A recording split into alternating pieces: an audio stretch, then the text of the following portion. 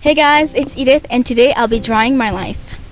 So the story starts in the Democratic Republic of Congo. If you guys didn't know, it's a third world country located in the center south of Africa. So one day my mom was in the shower. At this time she was pregnant with me.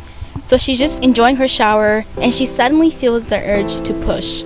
And I guess she kept pushing and pushing and she ended up having me on March 14th, 1992 in the shower. So one thing with most African women is that they don't like to find out the sex of the baby until the baby's born. So she looked down and saw that I was a girl and she was really excited because the kids that she had before me were both boys and the fact that I was a baby girl made her really happy. Moving on to a year and a half later, my little brother was born. At this time, my mom had 4 kids. This included her firstborn son, who is my older brother. The second child is my older brother Eric. The third child is me, of course, and then it's my little brother Elvis.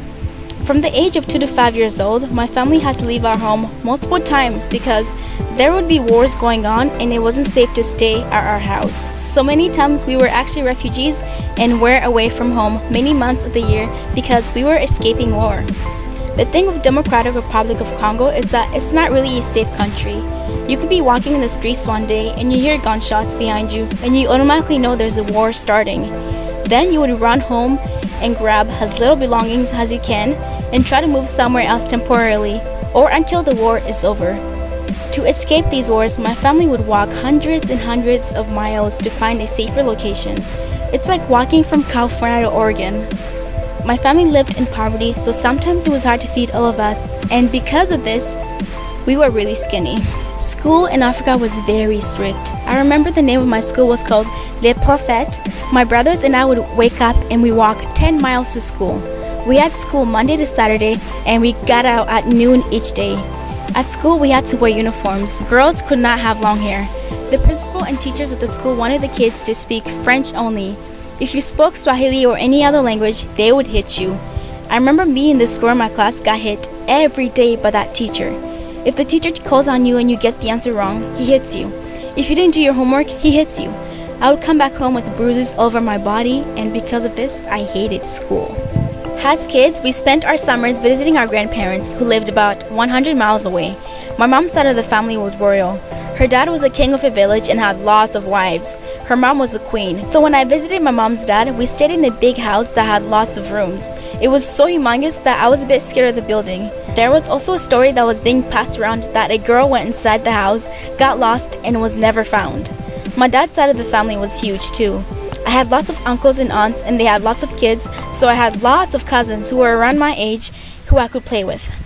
A big event that really changed my life happened sometime in 1999 at about 6 p.m. It was getting darker and my older brother had forgotten to close the door. My whole family was in the living room just socializing and having some family time when we heard thud, thud, thud. It was the boots of soldiers. Then I saw about 10 soldiers walk into my house without knocking, pointing guns at us. Me and my little brother Elvis were so scared, we went into our rooms and both hid under the bed and closed our eyes. Then I heard the soldiers yelling in Swahili to my mom. Me and Elvis were so scared, we were shaking with fear and tried to stay as quiet as we could. Then about a minute later, I felt something touch my head. I opened my eyes, turned around, and saw 2 soldiers, each with a gun. One soldier had his gun pointed at my head, the other pointed his at my brother's.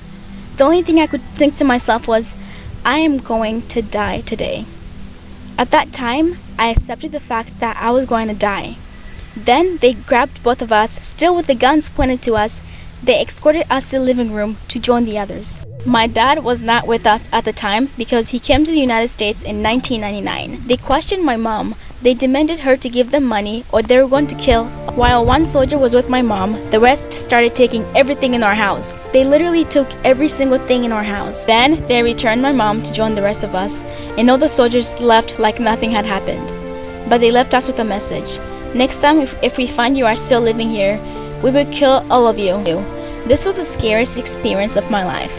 So then my mom called my dad and we told them what had happened. My dad knew our safety was in danger. He worked for 3 years straight in order to save money to buy tickets for us to come to the United States. About 2 months later, my mom's last kid, Esther, was born.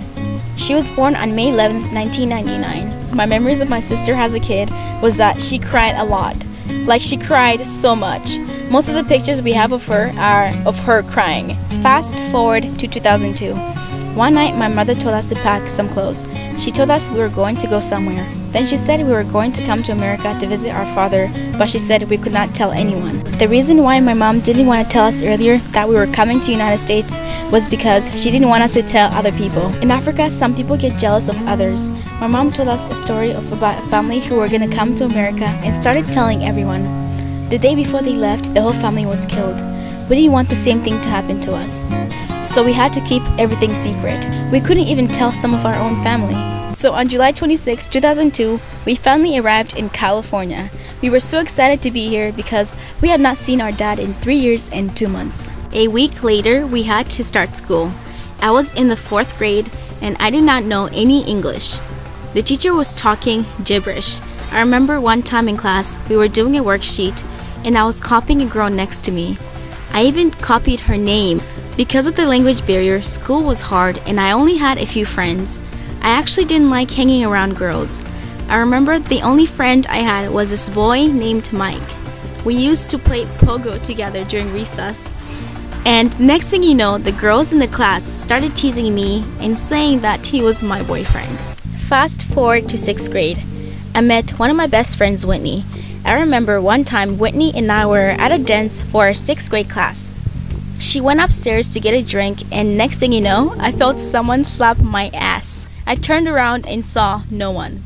I was so mad. 7th and 8th grade was a blast for me. I live about 6 hours from Hollywood and in 8th grade my school took a field trip and went to Hollywood and stayed there for a week. Also in 8th grade, after taking lots of classes to learn English, I officially became proficient in English. High school was a great experience for me. I met my boyfriend Ryan in 10th grade. I also took a video editing class in 10th grade, which was the best class ever with the best teacher ever. This was the time I became interested in video production.